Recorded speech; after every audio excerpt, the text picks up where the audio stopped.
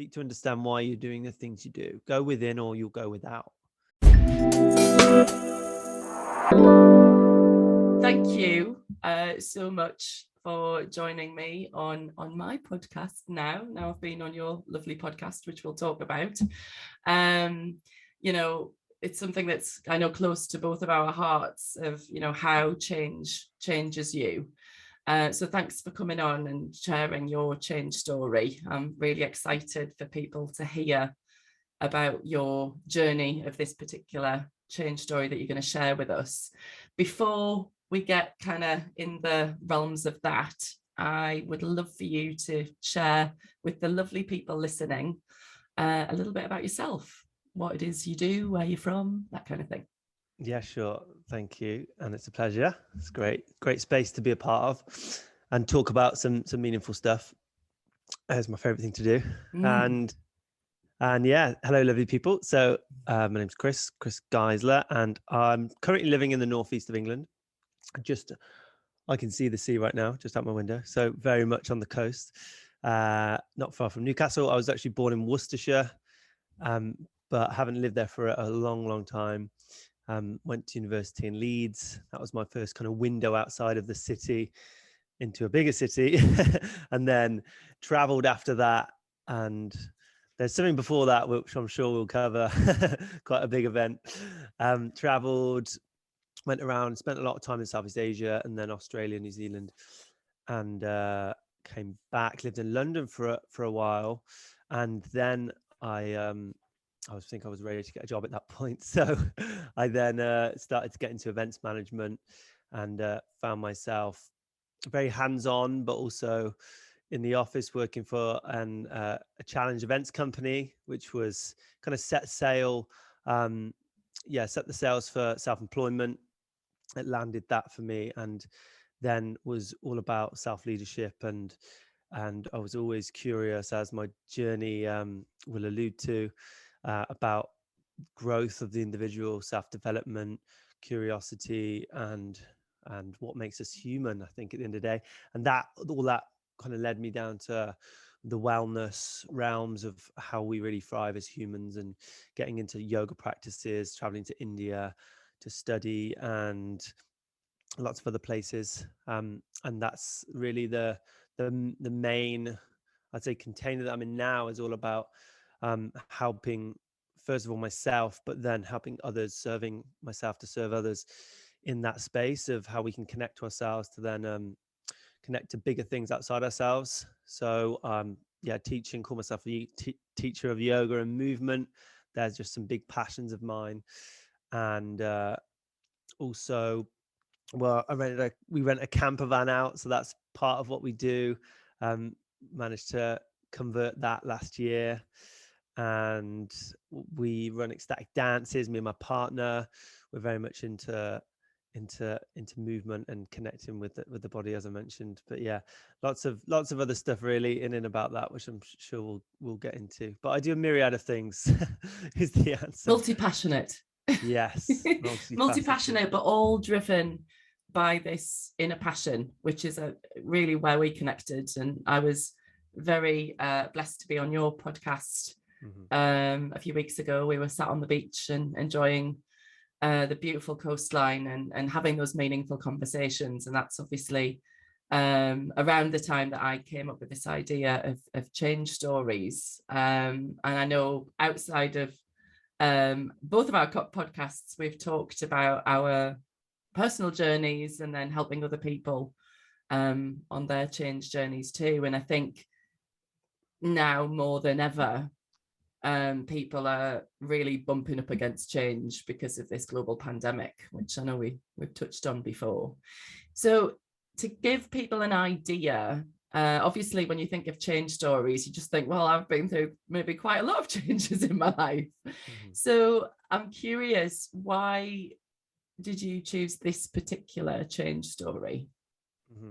And one thing I might preface with saying, one thing that really resonates about change is there's a quote that says, it's not that we're afraid of the unknown, it's that we're afraid of leaving the known. So we're creatures of habit. We love the familiarity of things. and we seek the familiar because it's safe. Yeah. And that's just an evolutionary trait that has helped us through hundreds of thousands of years. So yeah, it's interesting. Change is inevitable. It happens on a cellular level every second, and it's just one thing that is ever present, omnipresent within our world. So it's a fascinating topic, and it's one that we should all spend some time diving into. So yeah, what chose me? What chose me? That's an interesting way to look at it. But why did I choose this specific story? I think because I love the opportunities to talk about it. I think it's a seminal moment in my life, and it really shaped how I view myself and how I interact with the world at large. And we can just get into it straight away. At age 19, I was in, I mean, the situation which I've shown, the change story, was the moment that I realized that there was so much on top of me that I couldn't do anything but surrender to it. So at age 19, I was in Crown Court. It was the first time my mum and dad had been present at one of my, I guess, court hearances, and there was Lister there. I just rocked up, and it was kind of on the back of a couple of years which I'd been getting in and out of prison cells after nights out, and coming up against the system, and being arrested a few times for criminal damage, ABH, GBH. There was a lot of incidents that happened within a couple of years, which I had so much denial over. I had so much resistance to admit that I was the one who was at fault, had a big part to play in these situations. I was very much like resistant to accepting the reality as it was. And we can get into that because that's quite fascinating. But yeah, I was at Crown Court. Mum and Dad were there. They were looking at this big piece of paper thinking, and I just denied it until this point. GBH without intent, and there was a few more, essentially having got into violent fights with other people, and this long list of cases against me. And I was like, oh my God, now they're waiting to hear my plea, whether it's guilty or not guilty. And I'm just sat there thinking, I know this was me. I know I've done this. But what's it gonna look like if I don't take this opportunity? When I can't remember if it was my dad that said to me, have you done this? And I just went, yeah, it was me. Yeah, I did it all. I need to just accept that was, and it's big, and it's bringing up emotions for me now, because it was such a crashing, tumbling down or breakthrough to actually admit and take responsibility for those things, and not to dress the story up or to leverage it to make me sound better than I perhaps was then, because then there was a lot of times where I just denied, and I blamed, and I shamed, and I played the victim, and there was loads of situations where I didn't take those opportunities to just say. But it was at that pinnacle moment where I thought, if I don't do this now, then it's gonna get messy and really, really severe, I think. Yeah. And you just sharing that, Chris, is, and it's of no surprise, right? Emotion still comes up over it, because that, as you said, it's a seminal point in your life. It's almost, the word that came up for me was confronting. And I know, when we talked yesterday about, obviously, this conversation today, it was how this is a metaphor, a very powerful metaphor of we all deny parts of ourselves, or we all deny stuff that is within us, and we're constantly, in some way, shape, or form, running away from the truth. And what really is very powerful as you share it is that you were on a track of just going out there behaving, right? And then to hell with the kind of consequences, and then the consequences caught up with you. And then you were forced to face the truth and like face your parents in facing that truth. And at 19, I can only imagine like the visceral shock of that even moving through your body, let alone your mind. Yeah, I mean, one thing that is kind of a guiding light now, which is whatever you resist persists.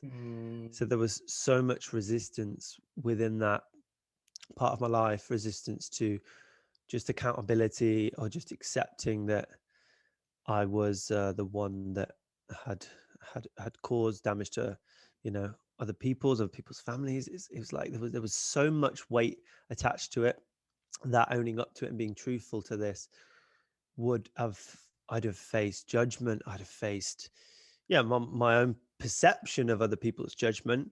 But that was keeping me in my own little prison, before prison. Yeah. So I was, I felt like I was in a bigger prison than the one that was apparent when I pleaded guilty to these things.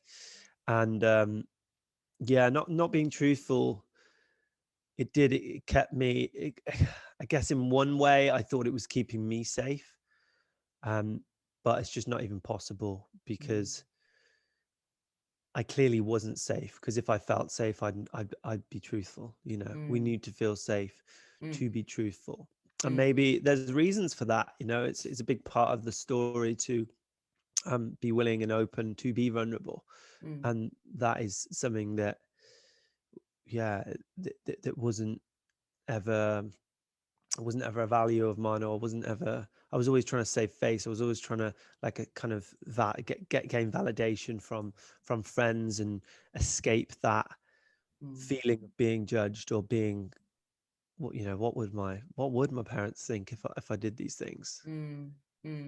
No, it's incredibly insightful, I think, around the whole judgment piece, right? Because obviously to the letter of the law, it is judgment. It is black or white. Are you innocent or guilty? But to your point, it's actually that we are these ever-changing beings, right? And at 19, my God, it's so young.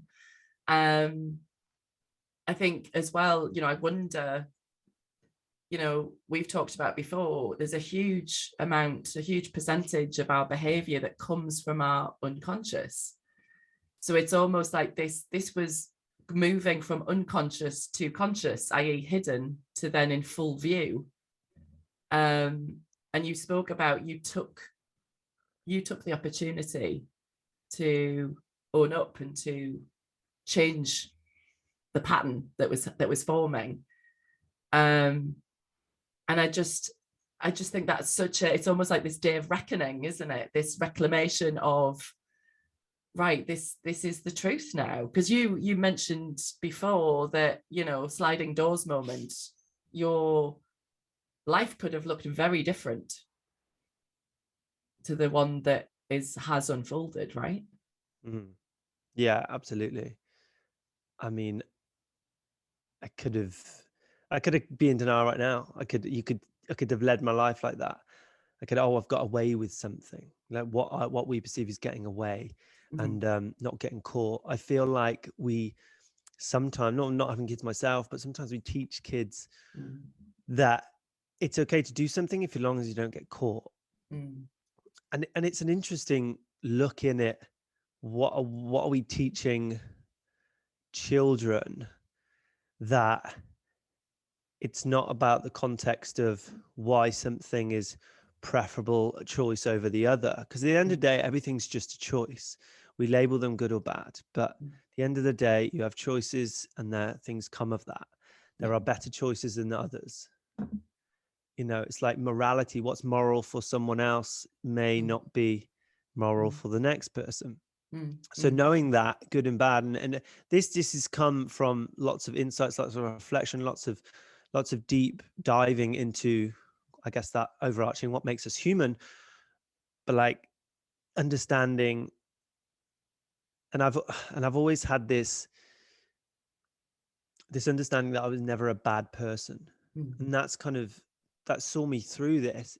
I mean, to be honest, it actually prevented me from owning up to things, because I thought, I'm not a bad person. I just, I don't belong in this court today. Like, what am I doing here? I just need to ignore it, just to say, no, it wasn't me, and just move on, because I know it's not me.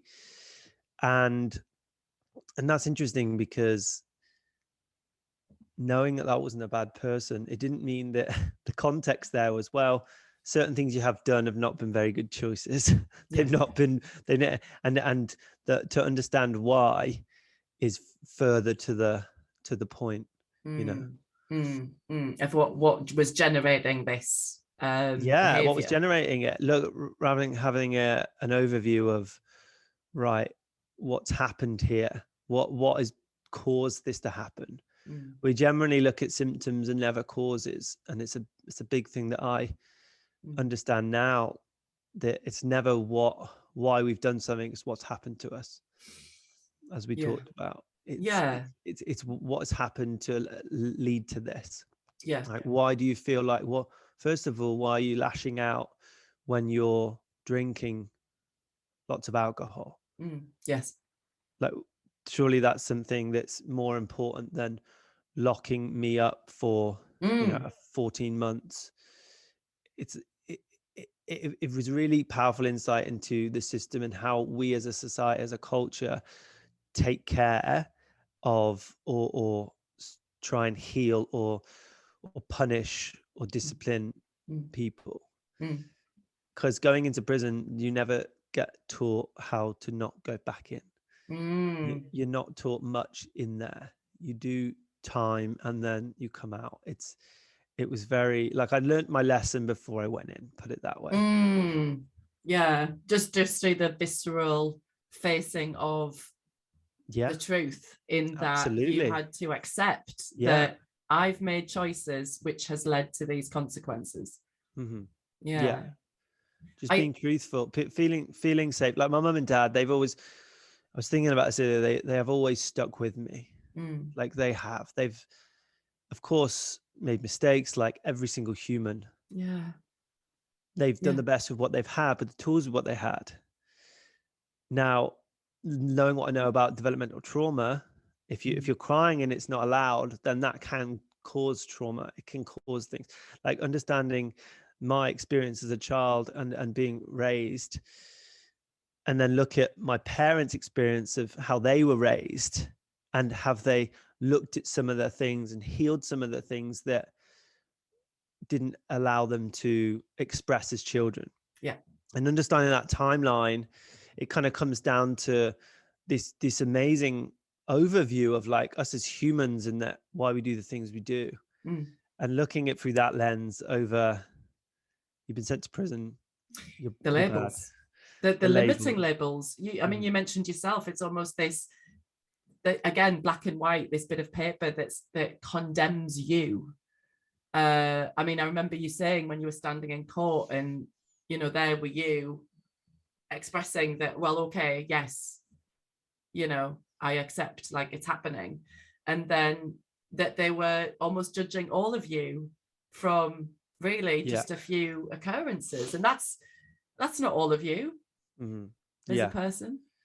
I spent 4 months on home detention curfew and didn't break it once in those 4 months. I mean, I was very close a few times, but didn't in 4 months, and then faced that Crown Court, because that was my bail. I mean, I was in prison 3 times within a year. I was remanded twice. This was like a train wreck of not being accountable or taking responsibility for my actions, and in that, not just doing the same thing again, repeating it, because I wasn't able to take responsibility. I wasn't able to understand the severity of some of the things I was doing. I'm not a bad kid. I say to myself, it won't happen again, and then it does. And it's like repetitive action. I'm sure there's a quote in there we could use. but back to your point, yes, stood up in Crown Court, and it's like, okay, right, this all was me. Yes, that, and then you've got these people looking down at me in a court, not asking me any questions. They're looking at this piece of paper and they're defining my life on some things that are written down in a format that makes sense to them, and they have no interest in. Of course, they're like, "What's his parents? What do they do? Da, da, da. How has he got education?" They look at all these statistics, but not once did they interact with me as a human. Yeah. I think we spoke yesterday, it's seeking first to understand. And I think it's interesting, isn't it? It's the humility part of it, that actually, if we take the time to understand that, you know, again, our behavior is a product of what's going on for us unconsciously. And a lot of that, you know, comes from traumatic experience. And that can be, you know, they talk, don't they, about like traumas with a little t and a big T. Because we've all experienced some kind of trauma, because at the essence of our development, we are seeking to be loved and to feel safe. And if any of us can think of a time where we either didn't feel loved or we didn't feel safe, and there's varying degrees of that, obviously, but I think just to know that actually, you know, I certainly believe that nobody is born evil, nobody is born bad, nobody's a bad person. To your point, it's a collection of things that happen that are a visceral experience, that create these behaviors, because often behaviors that are very expressive in one way or another, they're a signal of an unmet need. They're almost like your soul screeching out to be heard. They're attention seeking to whoever will listen. But I think the real power here is that you did listen. You took the time to listen, because can you talk to us then thereafter, you know, reflecting on this, what this change story, this part of this pivotal moment in your life, what did you learn about yourself from it? I just want to say one thing that I definitely want to come back to, kind of on that, what you were saying before, this kind of victim, but within that, the opposite to that being responsible and having choice within that responsibility. Yes. And I'd like, I'd like to come back to this, because there's so much within that kind of understanding of the human experience and cell biology and epigenetics and, and all this kind of, that we are the deciders, the decision makers of our life. And I truly believe that. Like, there is so much power within knowing that you are a product to some point of your circumstance and environment, your conditions. So yeah, what changed for me though, it's I mean, we talked about the truth being the foundation of connection. When I started to be more truthful, and it took some time, not to say, as I alluded to before, I didn't get taught much when I went to a young offenders. It was coming out of that and going straight to university, at the window outside of where I was born, to meet new people, to gain a passion for learning, to be surrounded by people who also shared that.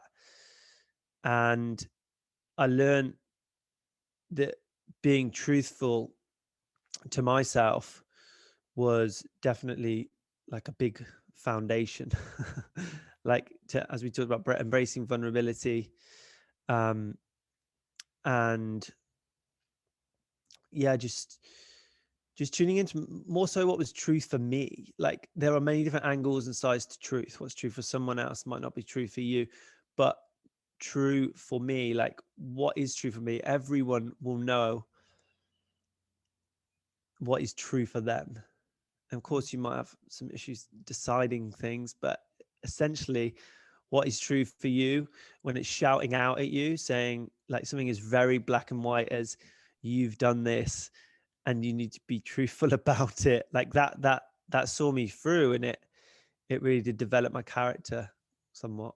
And it Yeah. allowed me to connect with other people. It allowed me to see the truth in other people a bit more. And I think if you're denying something and you're resisting and suppressing something about yourself, then people read energy. They will feel that from you, and you won't ever be able to fully connect with someone if you're not able to be fully truthful with people.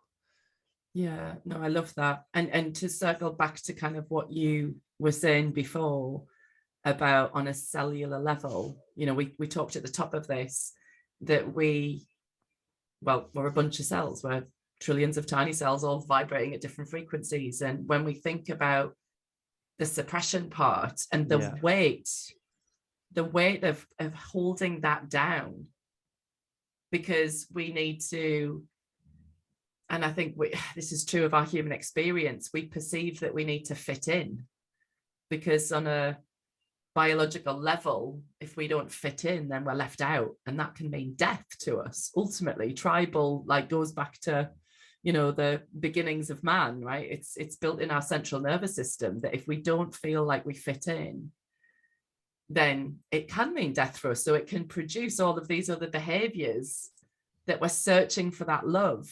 I know I shared with you recently, there was a Will Smith and Jay Shetty interview, and Will talks about that the people who need the most love ask for it in the most ridiculous ways.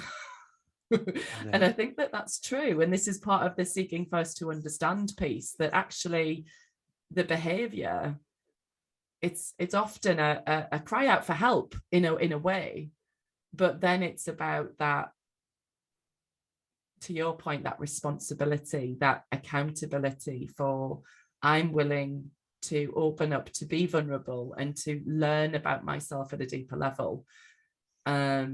And so it sounds like this, and the way that you then got to it, to a point of connection, I think is super powerful, because it sounds like this has led you to connect with yourself at a much deeper level, which is huge.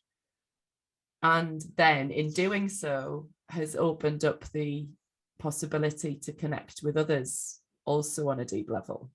I mean, I feel like we need to drink that in for a moment, because it's just so, yeah, absolutely, it's so powerful. But then also you may be very open, and that cause some people to disconnect, which is the shadow side of this, right? Good point. Yes. Because some people may feel it's too much, or they might not be able to connect with something or being incredibly vulnerable about, or open about, and that's okay. It's that it's the resonating with people who are like, if you don't ever go there, you'll never know who will resonate with your truth. I guess. I mean, meeting Nina, my partner, was a massive proponent in this. Like, after university, traveling, meeting her, and going through some sort of recognition, and diving back into this story that I'd never healed. I'd never talked about at university much. A few people kind of found out my past, and I just never thought, this isn't going to define me. It wasn't going to be something that I need to look at again. It's not going to define who I am. But within that, I placed it, I parked it. I spoke about this on one of my podcasts. I parked it for a while, and not looking at it fully and thinking, and you may not ever fully heal or understand certain parts of it, but me not looking at it and just parking, to no, didn't define me, put it to the back of the pile. It came out again when I applied for a visa to Australia, and they asked me, convictions or not. And again, it spoke to, right, here I am in this position again. Do I deny? Do I accept? And I even struggled with that. So it was like, no, I'm gonna stick with it, and I'm gonna not let it define me, but not let it not let it drown me in the kind of suppressing of it. So it kind of surfaced again, and they asked me to go into, which was a beautiful practice, to go into every account of offense, in paragraphs. And so I did. Nina helped me through that and asked questions, and she triggered the hell out of me because I wasn't ready for it, and had to go back into those uncomfortable situations. And I think into it, I believe I was still afraid of that judgment from other people and how my parents would feel. How are you this week? And I'm talking to them about everything that no doubt brings up emotions within them and uncomfortable feelings within them, because who's to know if they've fully healed from it. Well, yeah, I think the story there about healing specifically, what comes up that's so, I think for those listening, I mean, you said, and we said about the energetic weight of like decompartmentalizing, like, yeah, that happened. Oh, I've dealt with it. So now I'm just going to put it away in a little box and I'm just going to forget it ever happened. And we can fool ourselves into thinking it's done, when actually we're multi-layered, and the layers keep coming back up again when they need to be released. I mean, in the podcast where I, spoke to you about energetic mastery, emotions are energy in motion. They are meant to move through you, to be released from you, not held in your body at a cellular level that then creates physical symptoms. So the very fact that part of the healing process, if somebody is dealing with some kind of trauma and resisting it and pretending like it doesn't matter and just ignoring it and suppressing it, then, for the most part, it will come out in other areas of your life because it wants to be seen, heard, witnessed, and released. So it's almost like this, ironically, the Australia thing then brought up the opportunity for you to revisit after university and experiencing what you did then. So how did your reflection change then when you were reviewing things for your Australian application? My reflection of everything that I was probably still carrying. The self-judgment was still there, judging myself for even having to go through that, and still not fully bringing myself into union, into connection, in terms of just admitting and saying that I forgive myself for it. So the forgiveness was interesting because I still feel I carried a lot of weight from letting people down or causing other people lots of pain. So forgiving myself, I wasn't probably till years after that I really looked at that piece. Back then it was about the self-judgment and the shame that I was still carrying from that. How are other people going to see me? Do I tell this girl the full story? Do I delve into that? Do I, what good's that going to, when's that appropriate? It's like, it's all these questions that loom. But yeah, practicing just radical honesty, Actually, if someone wants to know, you'll feel that. And then it's okay. But also you going back to what you're saying about kind of these experiences about being a victim, I felt I carried a bit of that still. I carried that victim mindset. Now, of course, there are real, actual times in life where you have been victimized, but for this is more of a way of seeing the circumstance, incident, or whatever happened. So was I still thinking, why me? Was I still thinking, I'm stuck?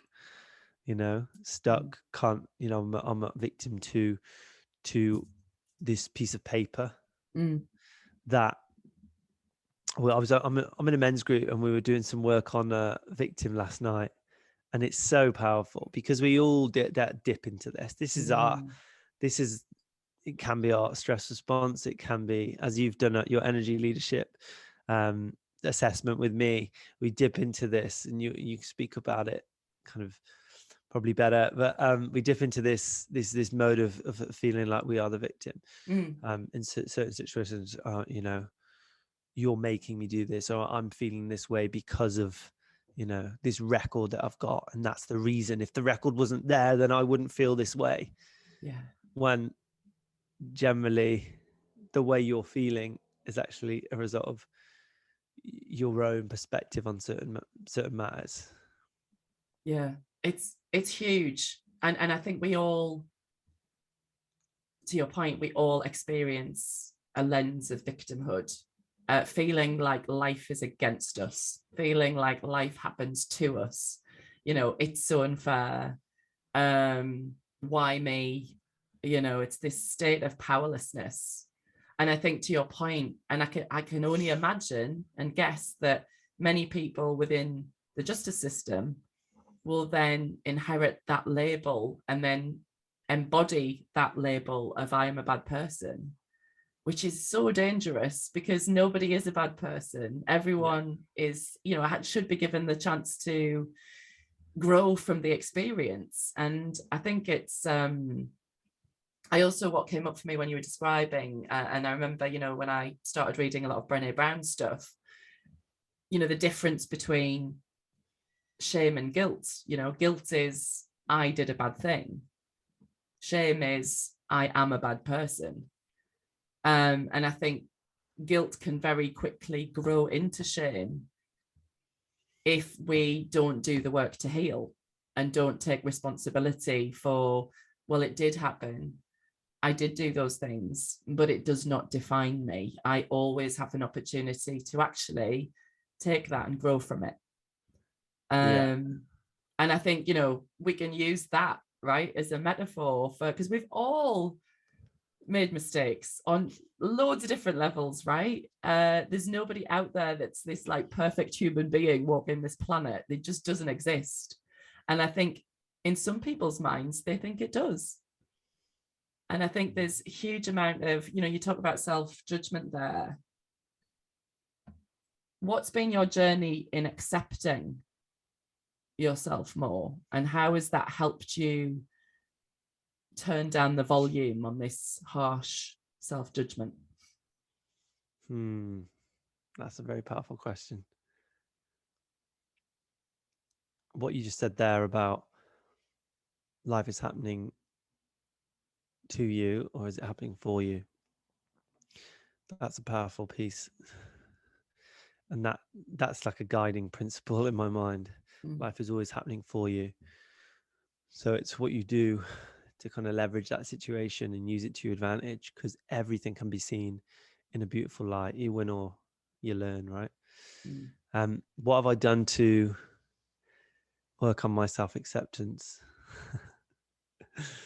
I've got on the mat. I've got on the mat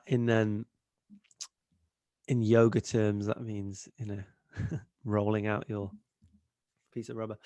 But essentially, I think my yoga practice has helped me accept parts of myself. Just essentially moving and breathing, connecting to what's true within me and letting that come up with no judgment. Meditation's been a part of that, which you kind of see them as one of the same.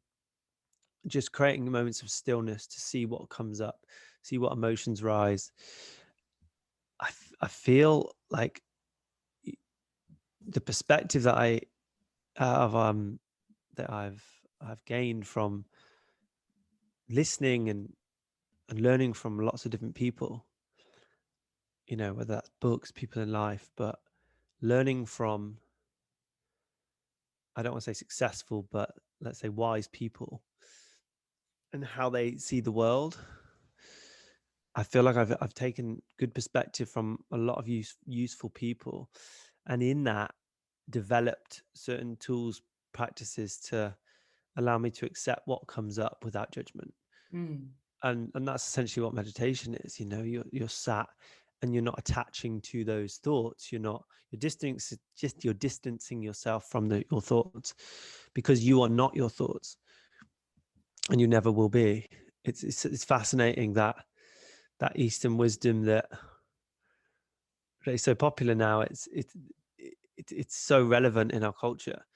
But that's been a practice of like detaching from my thoughts, which is a hard one for people to sometimes get. But when your thoughts aren't there, you still exist. So yeah, we attach to material things, and we also attach to ideas in our head of what it means to be a man.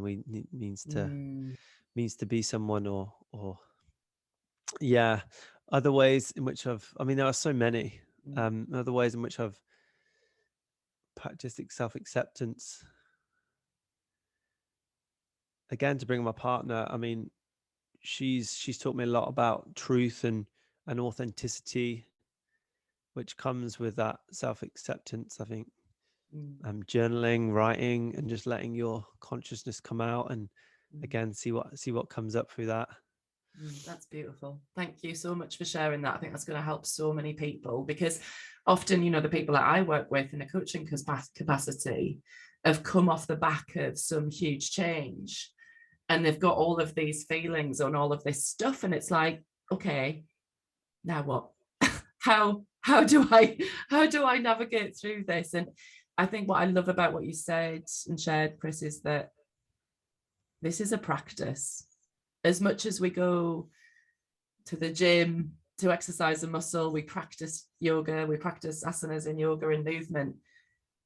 What came very clear through what you shared is almost, it's an inside out approach. It's not an outside in the sense that you are creating space for yourself to allow whatever comes up. And I know, when we spoke before, and I love the analogy, so I'm going to repeat it because I think it's very fitting, to imagine yourself that you are the whole sky. You are this infinite space, and your thoughts and your feelings, they're just weather. That's all they are. And if we over identify with them, then that's where we can very easily get into that victim perspective. Instead of, to your point, within meditation and yoga, become the observer of this. The term I coined for myself is to be compassionately curious. Because I think when we are kind and open to our experience, then we have a greater chance to grow from what we're going through, as opposed to get dragged down by the weight of attaching. It's like wrapping that belief around your ankle, and then you get pulled down underneath the weight of it all. And that's why it's a practice, right? And it's not just a mental practice. It's kind of like this somatic, it's interesting that you've kind of done it very much through movement, because it's a visceral experience, isn't it? Yeah, movement is medicine for sure. It dislodges, and it releases lots of tension, emotions, and this is science. It's not hearsay. It's fascinating. I think I feel the self-acceptance is constant. It's something that I'm always coming back to. Whether I lose myself, I'll let my thoughts run away. But it's not just the thoughts. It's, if I don't accept myself, then others will find it very hard to accept me. And it's interesting because we do naturally want to fit in. That is something, learning more about evolution and how we've come to be here, and what has existed through the 99% of our history, is a really powerful tool to kind of understand where you're at, and what's trying to keep you safe versus what's good for you. I think dance is a brilliant practice to understand self-acceptance, moving your body and being seen.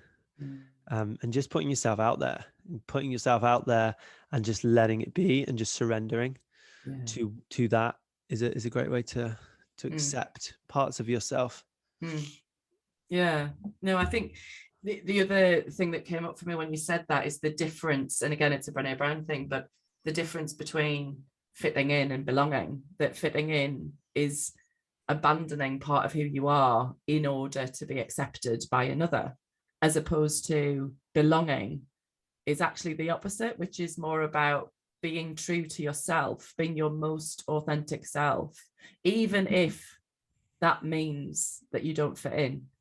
But it's a very much an internal validation that you are accepting of, this is who I am and I'm cool with that. And if other people aren't cool with that, then that's okay, because not everybody has to like me. And that there's such liberation in that. I mean, I remember when I first learned it, I was just like, oh my, we can all think of times when we've tried to fit in and we've lied to ourselves. We've abandoned who we are in order to be validated by somebody else. And I think there's such, I mean, this, I would say this is a central part of a spiritual practice, of a human practice of self-acceptance, is to belong to yourself. Yes. The self-acceptance will come as a byproduct through many other ways of connecting to yourself and what's important to you and what's true for you. I mean, I've felt moments of release when I've gone off on a pilgrimage, a cycle journey, and been alone for days on end, and felt so much acceptance within that, acceptance of my flaws, acceptance of my humanity. And there's such power in it. Speaking of which, one of the other pillar questions and we've kind of touched on it really, but just to kind of bring it together, from your change story, this one in particular, what has it strengthened in you, do you think? It strengthened my trust and the self-belief. It strengthened my relationship with this guiding light, which I've always had. I've always had this knowing of, like, things can change within an instant. You can make that change within an instant, and anything's attainable. Like, you can, it sounds so corny to say, but you can do anything you want to do, anything you believe you can achieve. And it was that trust that I've always known that that's what I feel has been always with me. I felt this, I've seen this light at the end of the tunnel. I've no idea how long the tunnel is or how big it is or how many paths there are, but I've always seen the light, that there's always this place that I can not arrive, but it's almost like a direction, let's say. A direction that even if I get lost and feel just the most off my way, off my path, like, there's so much purpose in that it's teaching me how to get closer to the light, the direction. No, it makes total sense, Chris, what you say. And the thing that comes up for me is the hero's journey. Like, this is what change stories are. They're a call to be honest with yourself, a call to learn and to evolve. So instead of revolving, right, repetition, repeating the same things again and again and again, so not taking responsibility, to then shifting into acceptance of, yes, that did happen, and actually how can I learn from it and grow from it to evolve. And I think that's evident, right? And that's trusting the process is something that's huge, I think, in learning that sometimes you will fall off your path, and maybe the universe wants you to go off piste to learn something, to then come back again. So it's almost like mini journeys within the big journey. We're always on it, Yeah, for sure. And that trust of myself and that self-belief has been key too. Yeah. So with that, in terms of that strengthening element, how now has that informed how you show up today. Obviously, you've got, you just mentioned before, you've got some great passion around wanting to share your knowledge with others, specifically through the men's group that you're developing at the moment. How has this all culminated, the learnings, what it's strengthened in you?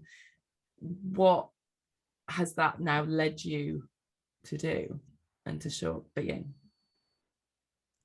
I think it's allowed me to understand the journey that we were all on. I mean, specifically men, how our culture, and I get into interesting territory here when I start to feel into this kind of concept around our cultures and our structures within society not being there as guides, as sages, humans telling the stories and guiding others towards, purpose, meaning. It's wrapped up within that, because I've seen my journey.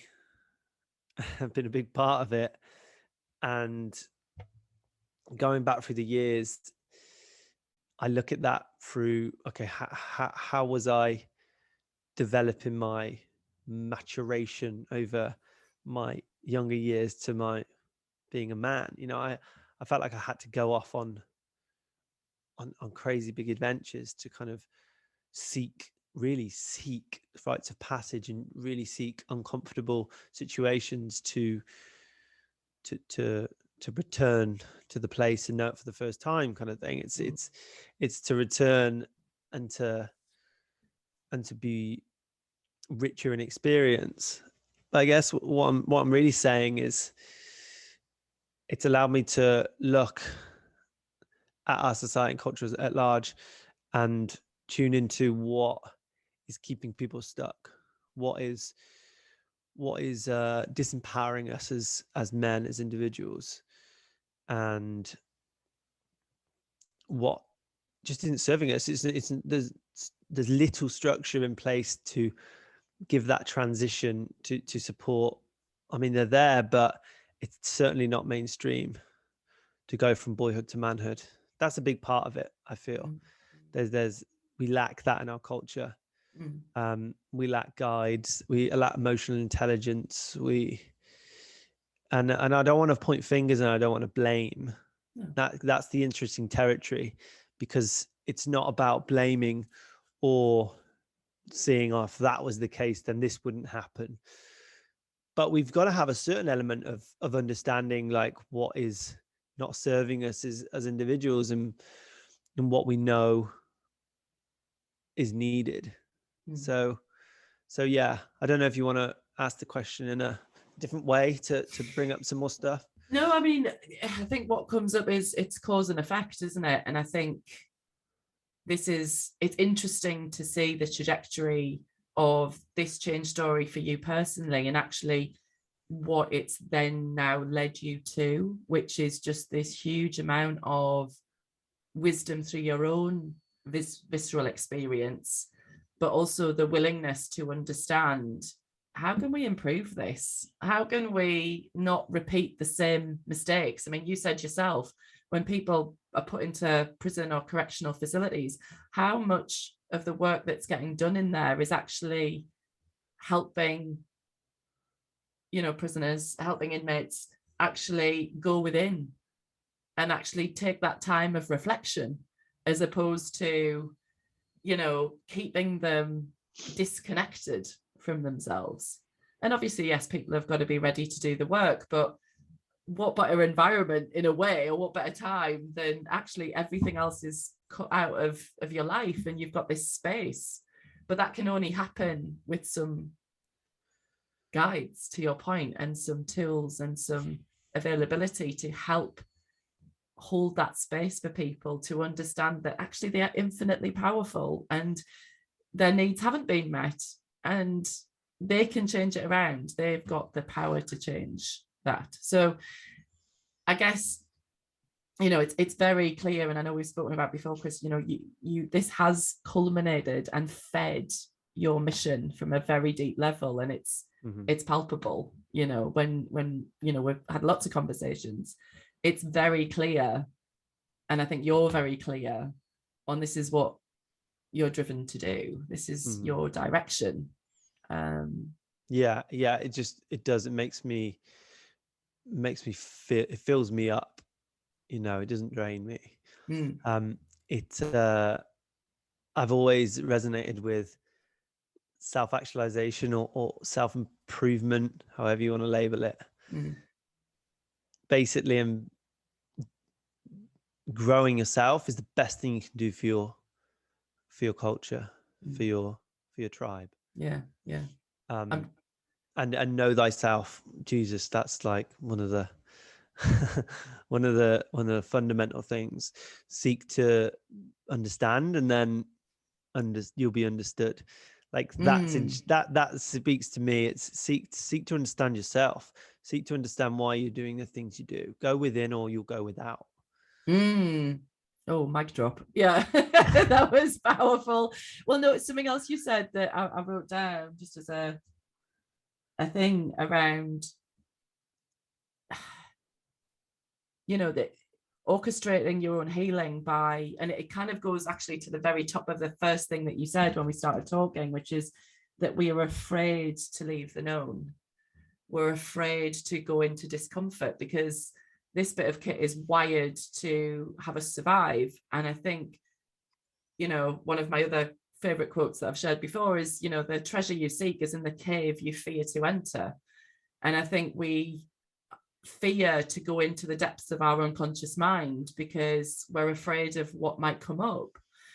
But actually, in helping that come up, and it sounds like, Nina was there at a time that it was coming up for you, to help you navigate through that, to actually like mine the nuggets of gold, which actually fundamentally has now freed you and has produced more self-acceptance.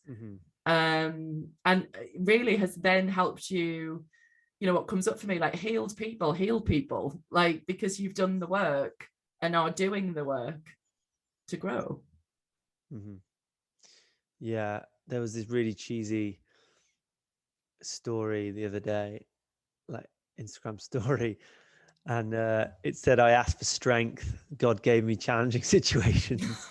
Oh, I love that. I asked, well, there was like several more that I asked for, love, and it was brilliant though. It's just so simple. Like it's the simplest of things unless you have challenge and resistance. And it comes back to, though, if you want to grow a muscle, you've got to do the repetitions, you've got to do the lift.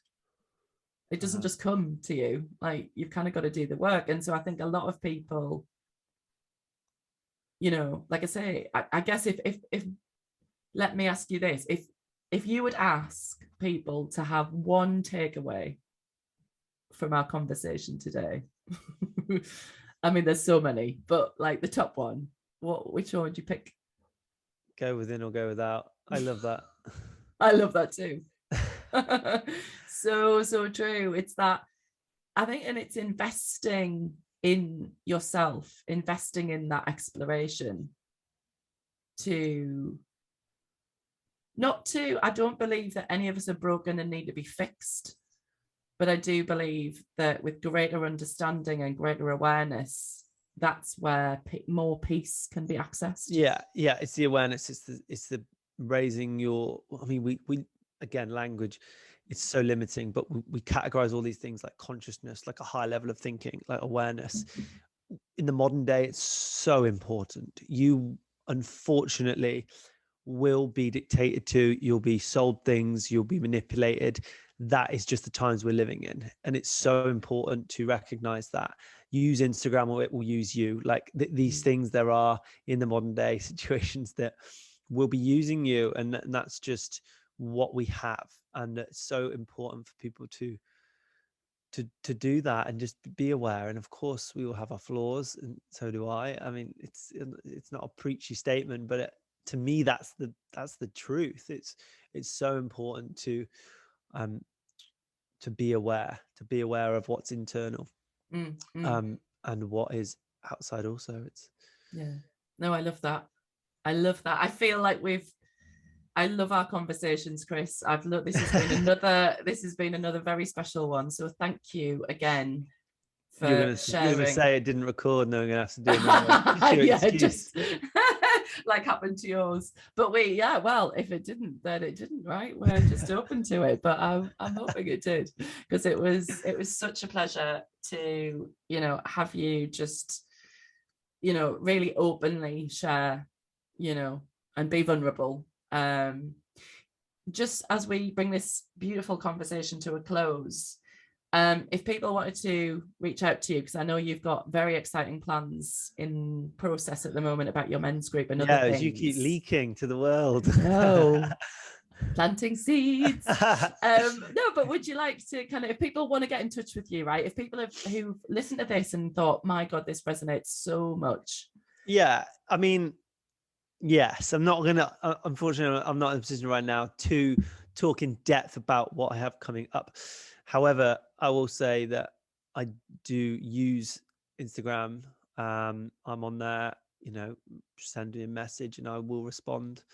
I've got a podcast, and that is that's something I'm really passionate about. Having conversations like this, very similar conversations. And what else am I doing? I'm all over the place, really, but in a good way. Teaching locally and connecting with people. I'm really passionate about all the people I'm connecting with lately, so that's really good. It's just shoot me a message if you're curious. But yeah, tune into the podcast. It's Body Mind Practice Podcast.